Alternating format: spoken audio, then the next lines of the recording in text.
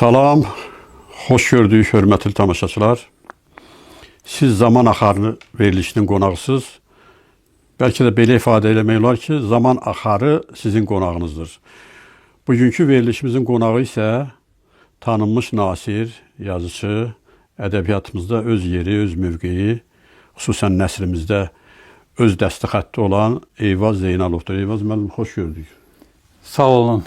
Xoş gəlmişsiniz zaman axarına. Təşəkkür edirəm dəvətinizə görə. Eyvaz Zeynalovu geniş oxucu kütləsinə təqdim etməyə ehtiyac yoxdur. Amma onu tamaşaçılara da bir qədər təqdim etməyə məncə zərurət var.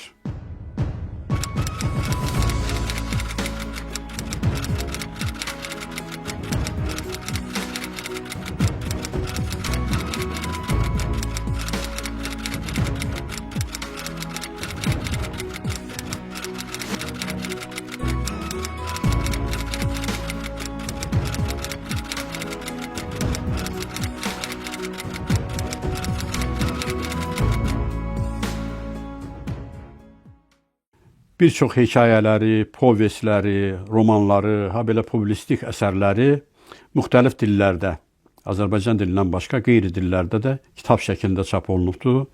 İndi bu barədə danışacağıq. Eyvaz Zeynalovun yaxın və uzaq xaricdə bir çox kitabları nəşr olunub. İndi bu söhbəti davam edəcək. Hələlik yaxşı olar ki, Eyvaz müəllimlə onun yaradıcılığa necə gəlməsi, ilk qələm təcrübələrini harada yaratması, əgər belə demək mümkünsə, əgər belə demək caizsə, ədəbiyyatın bu enişli, yoxuşlu yoluna nə zaman qədəm qoyması barədə söhbət edək. Eyvaz müəllim, ədəbiyyata gəlişiniz mən belə orta məktəbdən başlayıb.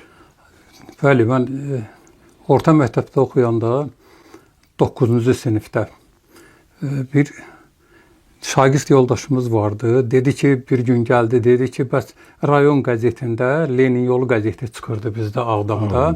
Dedi ki, Lenin yolu qəzetində bazar günləri bir dərnək var, Yaradıcılıq Dərnəyi, Gənc Qələmlər belə adlanırdı o. Onun da rəhbəri Xudu Sadiq vardı, özü şeir yazırdı o. Dedi ki, orada gedək biz də iştirak eləyək. Biz ikimiz qoşulduq bir-birimizə, bazar günü idi. Getdik redaksiyanın qarşısında gördük, yığışıblar, hamısı böyük adamlar idi. Onlar yaşlı nəsil idi, heç uşaqlardan yox idi. Biz ilk olaraq onlara yaxınlaşdıq, salam verdik. Dedik ki, bəs eşitmişik ki, burada dərnək var. Biz də istəyirik ki, orada iştirak eləyək. Dedilər, nə yazırsınız? Dedik ki, şeir yazırıq ikimiz də bundan. Bunlar dedi, lap yaxşı. Birazdan sonra başladı dərnək. Dedilər ki, oxuyun, hərəniz öz şeirlərinizdən nə deyirsiniz, yazırmısınız, onları oxuyun.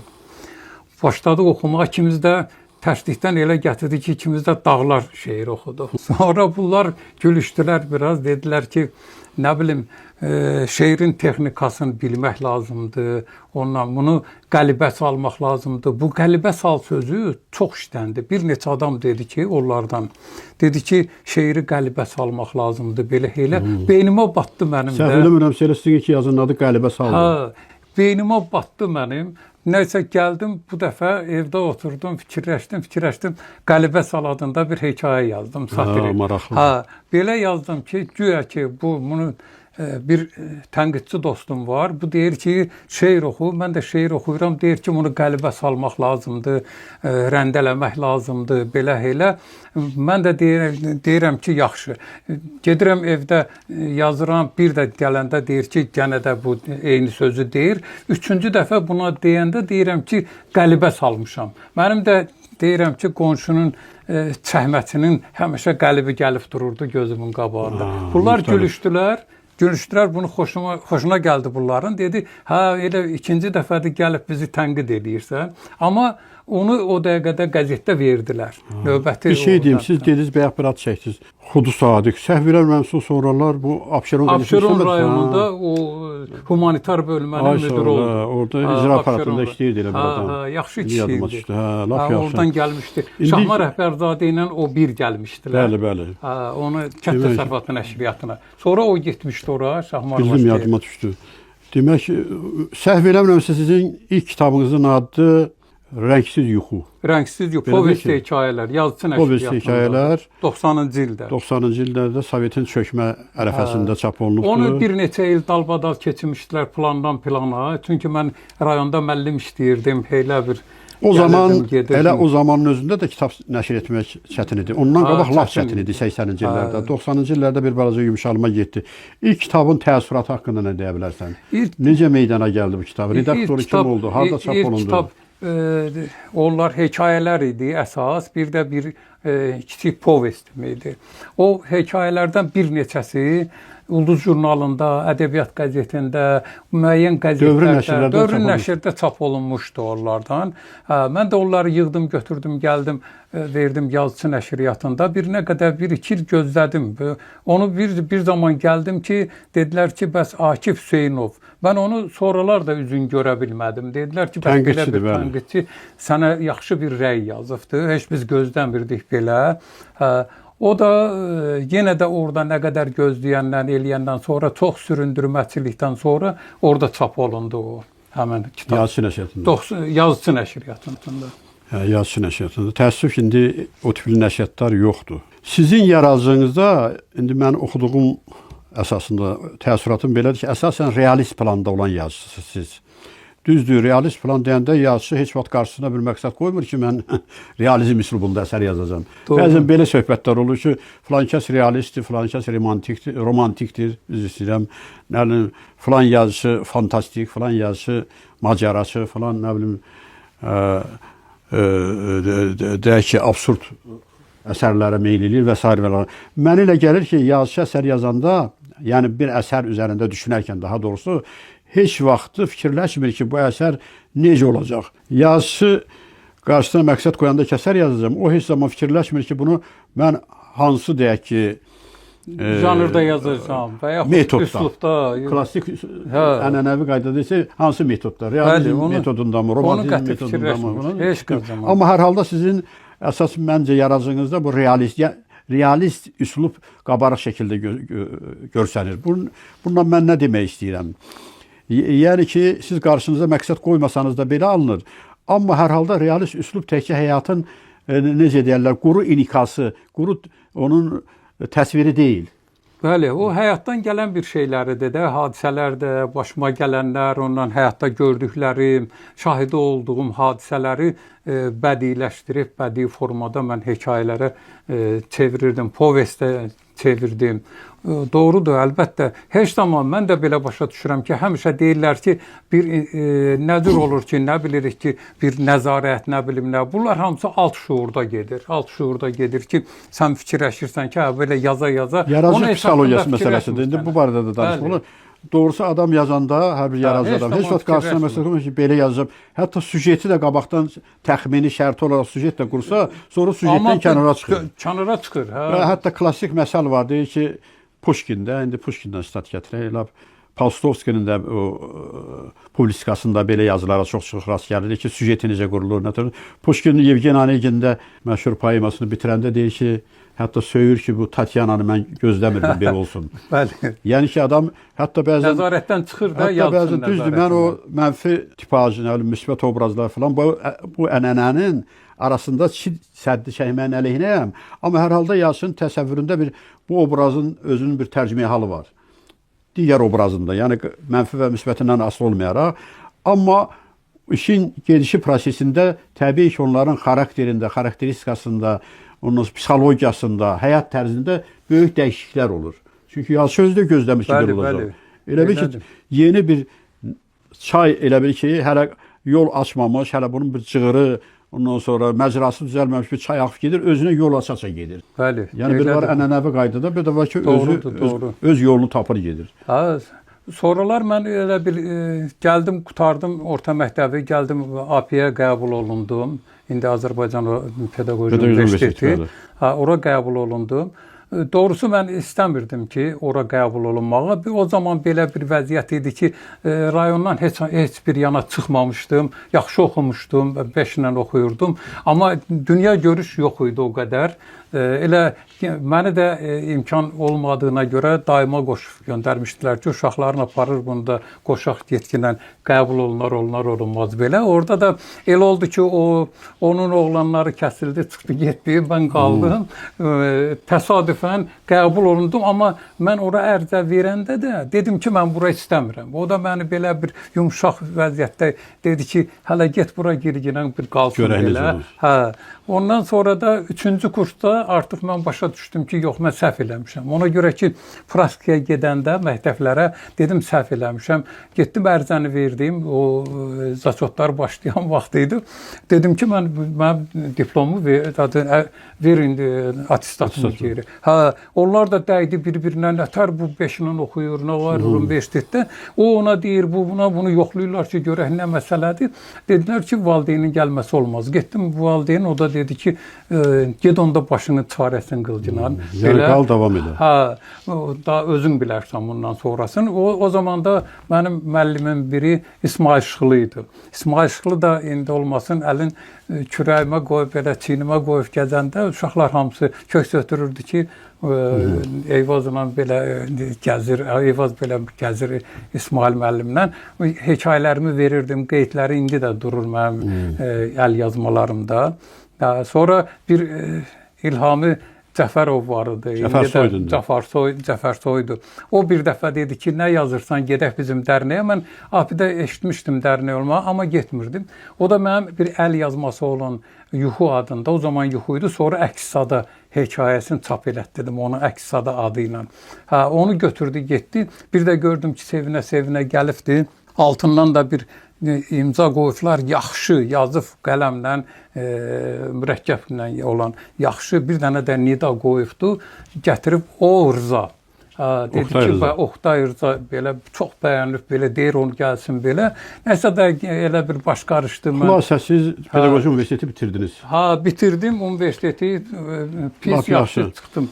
O zaman da çap olunurdum. Bayaq dediniz, bu dünya görüşü məsələsi, düz deyirsiniz, insanın dünya görüşü məsələsi bu önəmli məsələlərdən biridir.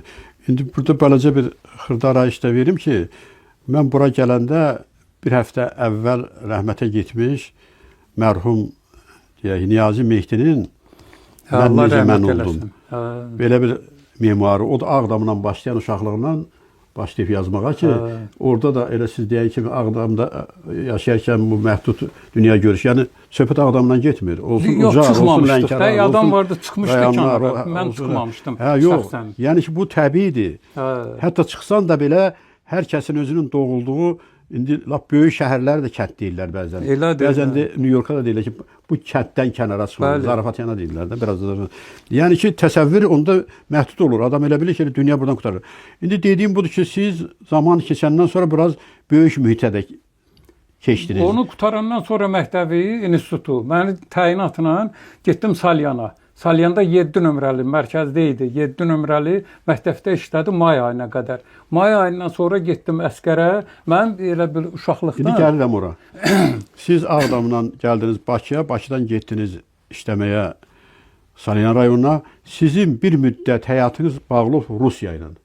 Hətta mən ora gəlirdim. Elə mən də ora istəyirəm gedək. Ora gəlirdim. Hətta Rus dilində başlamışsınız bəzi o ilk yazıları, Rus dilində ilk yazıları. Ora gəlirdim. Demək, Salyandan mən getdim əskərə, bir illik idi də. Hərbi xidmətə. Bir illik idi, amma mənim elə bir dizimdə o vaxtlarda operasiya olunmuşdu, əməliyyat olunmuşdu. Bir yüngülvari. Orada elə bir əskərlikdə də o qədər o gecə-gündüz o aerodromda idik biz, arjeynik idi. Ona görə o sapoqla gəzəndə eləyəndə o ağırlıq elədi. Gecə-gündüz orada yatmadıq. Neçə gün gün. Ondan sonra o ziyan elədi, orada yıxıldım həm də. Ona görə məni komsavat elədilər, göndərdilər bir 3-4 ay qaldım. Komsavat elədə göndərdilər yeri. Burada rus dilini yaxşı öyrənə bilməmişdim. Mən qayıtdım, gəldim. Bir ay Azərbaycan Məktəbi jurnalında korrektor işlədim. 74-cü ildə, 1974-cü ildə 9-cu nömrədə orada korrektor yazılı vardım. Elə saxlayıram onu da. Sonra gördüm ki, yox, mən dünya görüşüm yoxdur.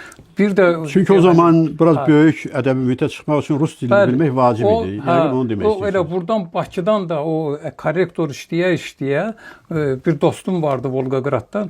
Onunla danışdıq. Dedim gəlsəm orada bir iş taparam. Dedi işə nə elif doludur. Mən də getdim təzədən uçdum onun yanına. Volqaqrad. Bir aydan sonra Volqaqrada gedəm. Keçmiş Stalingrad. Hə, oradan dedim ki, oradan yazdım ki, və bəs mən Volqaqraddayam. Bunlar təəccübləndilər. Niyə belə, niyə elə? Dedim mən bilmək istəyirəm ki, görüm bu dünyada nə var. Orada neçə il işlədin? Rus dilini öyrənməyə. Neçə il qaldın orada? Orada bir il qaldım. Təzədən qayıtdım, gəldim rayona. Elə bir nənəm rəhmətə getmişdi. Gəldim ki, onunla bir görüm nətər nəcür. Orada da qoymadılar. Bir ildə təzədən Ağdamda kənddə getdim, gəldim, işlədim. Təzədən bir də qayıtdım Rusetə. Rusetdə bir 2 il. Bu sizin tərcümə halınızdan müəyyən ştrixlərdir. Orada da hekayələrim oldu. Hekayələrim çap olundu. Rusca. Sizin ilk hekayələr, bir qismi Rus dilində yazdığınız hekayələr orada çap olundu. Ondan sonra bir 2-3 ildən sonra yenidən döndünüz Bakıya.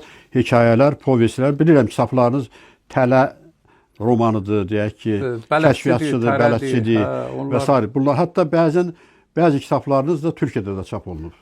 10 kitabım Türkiyədə çap olunubdur. Onların İndi sənin yadından çıxa biləcək bir faktı, bizim ünsiyyətimiz az olsa da müşahidə eləmişəm də. Türkiyədə müşahidə eləmişəm. Türkiyədə 10 kitabım çıxıb. Orada maraqlı bir detal oldu. Bəlkə də sənin yadında deyil. Sən əvvəl Türkiyədə olmuşdun. Aradan 2 il keçəndən sonra bir nəfər səhv eləmirsə xanım ya qız yaxınlaşdı, dedi ki, siz burada olmuşdunuz, mən kitab almışdım sizdən. Xahiş edirəm bura imzanızı qoyun. Şey oldu. Mən onun şahidiyəm. Aralarına çıxmışdı. Mən getmişdim bir. Gəldi. Mən Türkiyədə bir 10-a qədər kitabınız da orada çap olunmuşdu. Kafeyə gedəndə dalımcan gəldi. İndi bu kitablar da hamısı öz yerində. Sizin bu yaxınlarda bir romanınız çap olundu. Əks-səda verdi. Bəli, bizim ədəbi deyək ki, camiədə yaxşı qarşılandı. Onu deyim ki, Nadir Şah haqqında romanlar çoxdur. Həm xarici müəllif, romanlar deyiləndə əsərlər, həm tarixi əsərlər, həm bədii əsərlər var. Yəni xeyli. Fransızda da tədqiq edibdi, ingilislər də edibdi. Bizdə də var. Bizdə də var. Amma hər halda hər kəsin özünün yazışı üçün, belə deyək, tarix üçün bir Nadir Şah var, amma yazışı üçün hərəsinin öz Nadir Şahı var. Belə deyim. Əgər biləməyəcək caizsə. Çünki baxır ona hansı rakursdan baxasan. Çünki bizdə tarixi romanları, indi siz də bunu yaxşı bilirsiniz və mənim gəldiyim qənaət budur.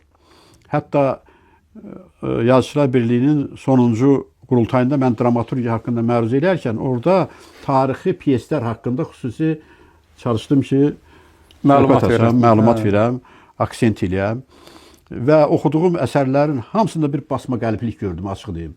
Orada da onu qeyd elədim. İndi bizdə tarixi romanda da biraz basma qəlbçiliyə gedir. Amma mən hiss edirəm ki, sənin burada daha çox tarixə, öz fantaziyan öz yerində, tarixin fantaziyası da öz yerində. Amma sizin... Bəli, mən əvvəldən... Hərdən sən deyirəm, hərdən siz deyirəm, fərq eləməz. 5 il onun üzərində yaradıcılıq aparmışam, axtarışlar aparmışam, 5 ilə. Onu da mən gördüm ki, siz bu əsəri yazarkən... Hətta İrana getdiniz, Türkiyədən, İrandan çoxlu sənədlər topladınız. Nadirin olduğu yerlərin hamısında oldum, Nadirin olduğu yerdə. O günlərdə bütün o şəhərləri gəzdim. Onun o Əbivətdə olan məqbərəsin, onunla... Məşhəddə olan dəfn olunduğu yeri, bunların hamısını, o başqa şəhərlərin hamısını, Nadir arxı, Nadir təpəsi, nə bilim, o olan yerlərin... Bu yazışı üçün çox vacibdir. Bəzən düzdür, elə yazıçılar var ki, heç görmədiyi hadisələr və görmədiyi yerlərin də təsvirini verir. Təbii bu da olur. Doğru. Amma bir də var, sən artıq necə deyərlər, əlinlə, gözünlə, ruhunla, bütün hüceyrələrinlə duyursan. Öz qəhrəmanının harada yaşadığını. Təsir eləyir, o da təsir eləyir. Onun da təsiri var. İndi bir şey deyim ki, Mən ondan əvvəl həmin o Azərbaycan ədəbiyyatında bizim yazıçıların olan o Nadir Şah romanlarını mən oxumuşdum. Bilirdim ki, Nəriman Nərimanovun piyesi var. Piyesi var, tarixi dram. İlk tarixi dramdır belə. Bu dramı var, bunu bilirdim. Ondan sonraki ədəbiyyatdan oxumuşdum. Sonra Fərman Kərimzadə, ondan başqalarının hamısının da tarixi, o Ordubadi, bu biri Gizli Bakı vardı, tarixi onlarda romandı, düzdür. O qədər elə çox adam heç onu bilmir. O Nadir Şahdan deyil, amma yox, o mənada yox, tarixi roman mənasında. Yəni mən tarixi romanları izləmişdim, görmüşdüm ki, onlar adətən bir-birinə oxşayan bir vəziyyətdədir. Bəli. Sonra fikirləşdim, mən qarşıma məqsəd qoydum ki, bu ağır oxunur. Mən bunu bilə-bilə bildim ki, bu ağır oxunur belə olsa, yəni biraz xronoloji olsa, biraz daha çox hadisələrin əvəzinə tarixlər olsa, ağır oxunacaq. Amma yenə də bu yola getdim. Onlardan fərqlənmək üçün mən bunu daha çox dedim ki, üstünə yazılır tarixi roman, amma alıb baxırsan ki, bir nağıl kimi olur. Orada tarixlik o qədər də bir şey olmur. Amma mən çalışdım ki, bunu tarixi bir aspektə verim.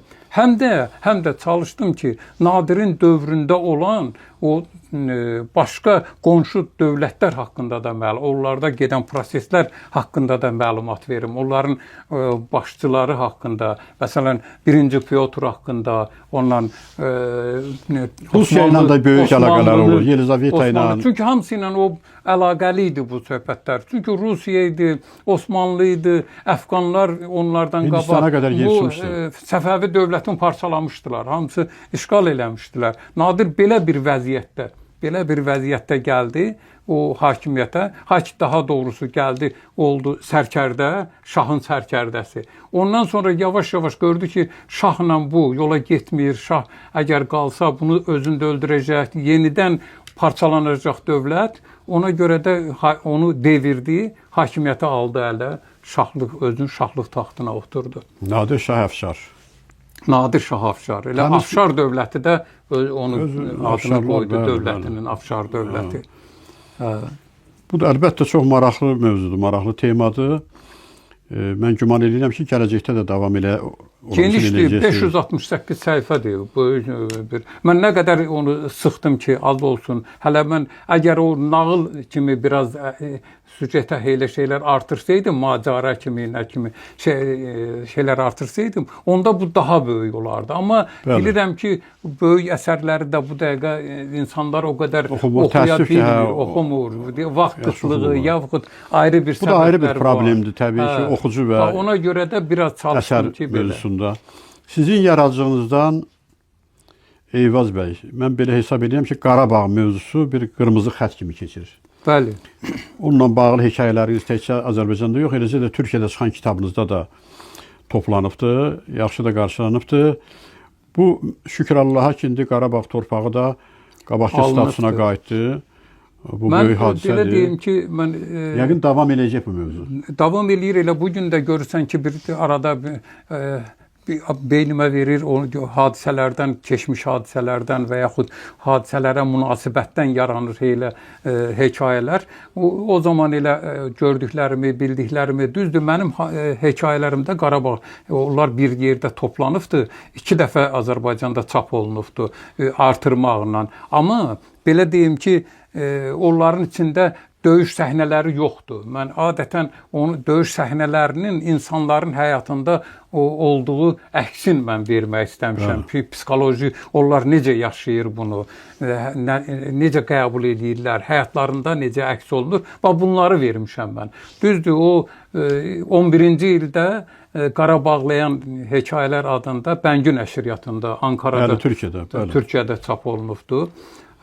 O sonralar o hekayələr kitabı yenidən elə bir İstanbulda onu imdad eləmişdi. İmdadla Ömər Mehmetoğlu İmdad Əfşarla o eləmişdi. Sonralar İmdad onu yenidən bir neçə dəfə İstanbulda çap elətdi.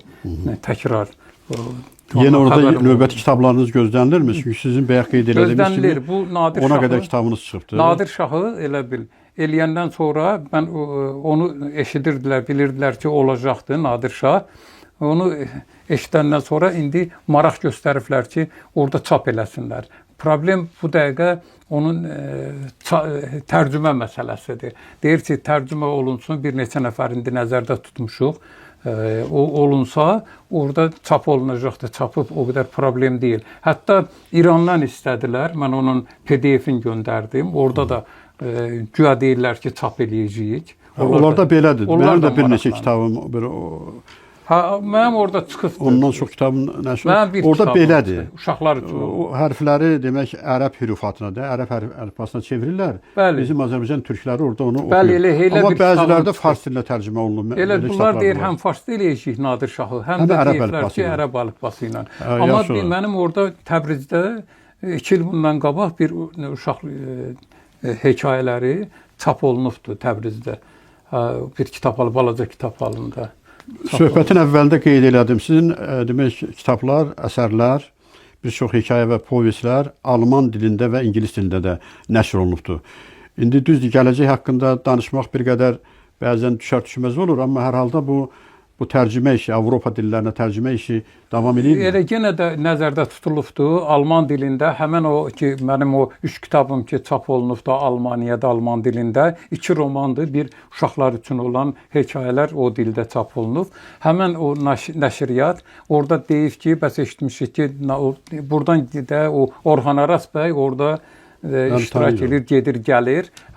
Orada onun tanışları var, deyib ki, bəs belə-belə Nadir Şahı yazıbdır. Onlar deyib ki, əgər o tərcüməsi olsa, biz onu çap eləyərik öz hesabımıza. Görək indi qismət. İnşallah. Sonra uşaq mənim hekayələrimə... Gəlirdim uşaq hekayələrinə. Sizin yarazınızda bu uşaq paralel gedibdir mənim ədəbiyyatı, belə deyək, uşaq həyatı daha doğrusu aparıcı xəttlərdən birisini tutur. Bəli. İndi uşaq hekayələriniz də eyni zamanda bir sıra dillərə tərcümə olunub və ənənəvi də olsa deyim ki, uşaqlar üçün yazmaq çox çətindir. Bəli, bəli, çox çətindir. Əlbəttə, gərək duyasan uşağı psixologiyasını. Tamaşaçılar üçün bunu da xüsusi olaraq qeyd eləmək istəyirəm ki, Eyvaz Zeynalovun bir çox hekayələri orta məktəb dərsliklərində də bəli.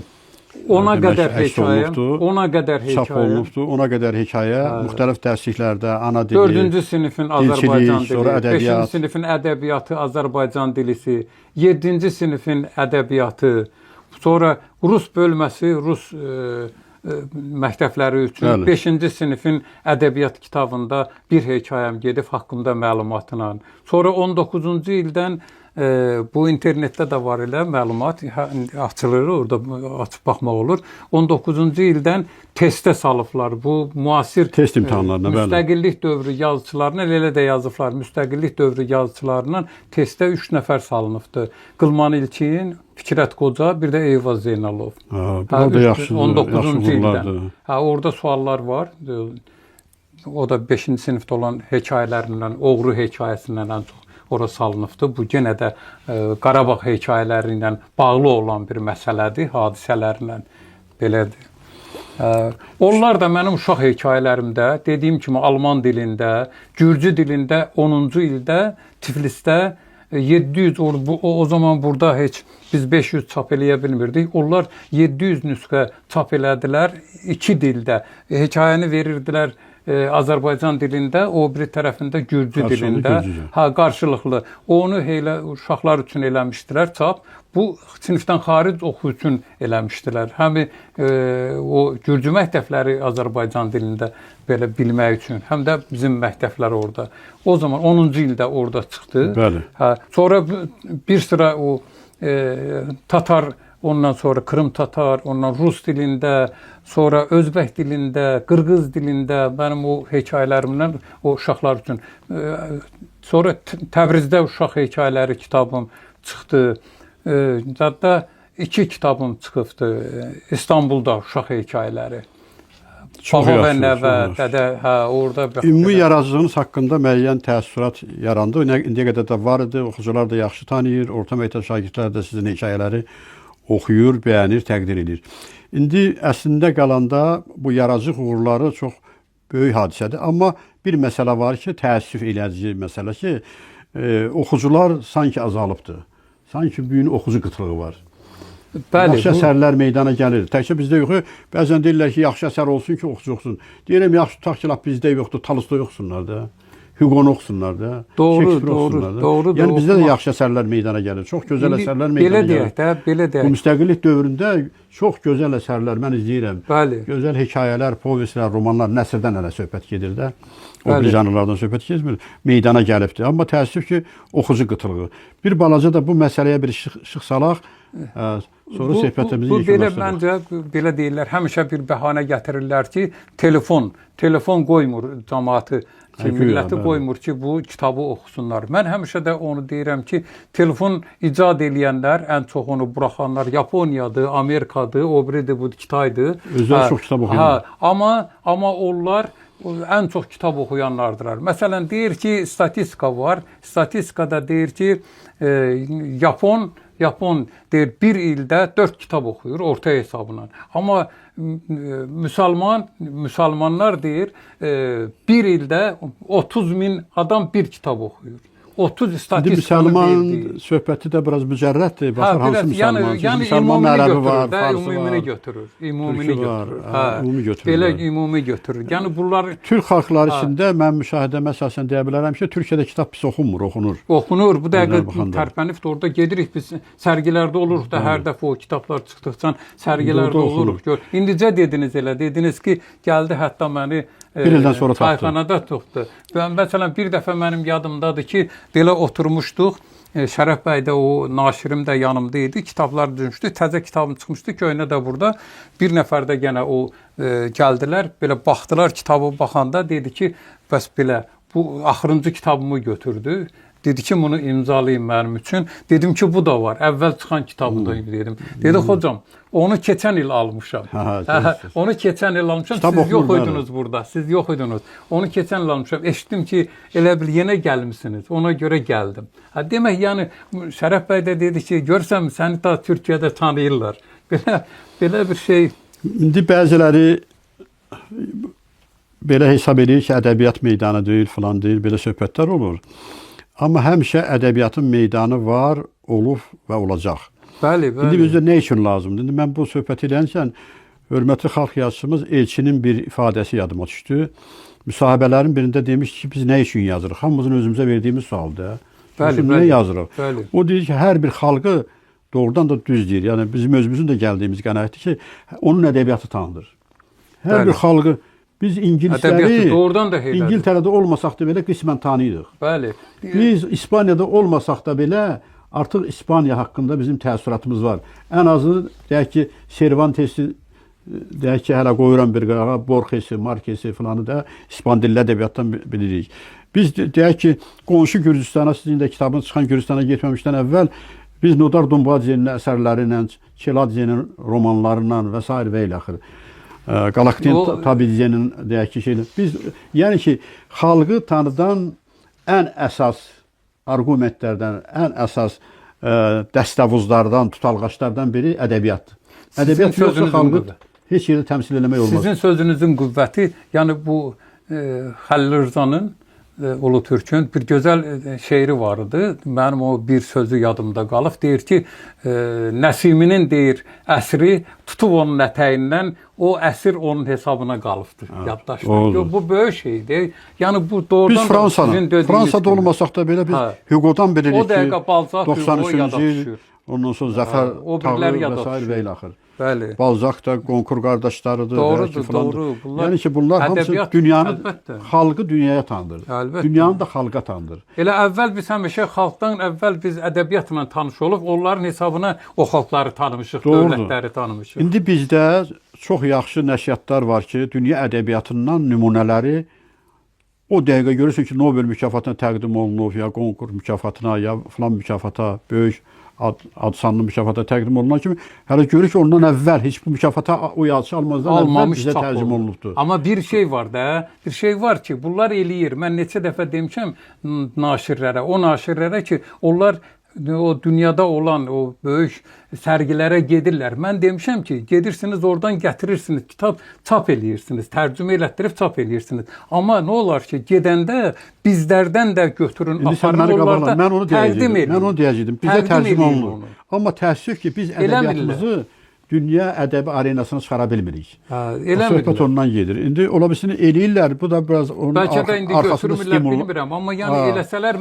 məncə eləsələr... Yəni bizi dünya ədəbiyyatı bizdə təbliğ olunur. Yaxşı da təbliğ olunur. Amma Bəli. bizim ədəbiyyatımız təəssüf ki, dünyada yaxşı təbliğ olunmur. Bəli, bəli. İndi Burada bunda yəni elə problemlər bir oxucu dadın fikrin, ondan sonra oxucu rəğbətin qazananı eləmək olar da. İndi dalbadal bunu mailə gəlir eləsələr, məncə o nə qədər olmaya kömək eləyər. Onlar Bəli, elədir. bilərlər, tanıyarlar bizi də. O mənada. Yəni ayrı cür çıxmaq nə cür ola bilər axı? Ayrı cür çıxmaq mümkün deyil. Eyvaz müəllim, demək biz əsasən bu gün sizin yaradıcınız, eləcə sizin yaradıcınız kontekstində ədəbiyyatımıza bir balaca nəzər saldıq. İndi mənə elə gəlir ki, söhbətimiz həm dinləyicilər, həm tamaşaçılar, çünki bizim həm də radio versiyası var, həm tamaşaçılar, həm də o tamaşaçıların simasında oxucular tərəfindən maraqlı qarşılanacaq. Biz sözünüz... Ümid eləyək. Sağ olun, dəvətə görə təşəkkür eləyirəm. Sizə Uğurlar da arzulayıram. sağ olun, sizə də yaradıcı uğurlar arzulayıram. İnşallah gələn kitabların, gələn əsərlərin nəşrindən sonra yenə görüşərik. İnşallah Sağlıq olsun. görüşərik, sağlıq olsun. Hörmətli tamaşaçılar, bugün biz hörmətli yazıçımız Eyvaz Zeynalovla görüşdük. Zaman axarında söhbət etdik. Sağ olun, gələn görüşədək.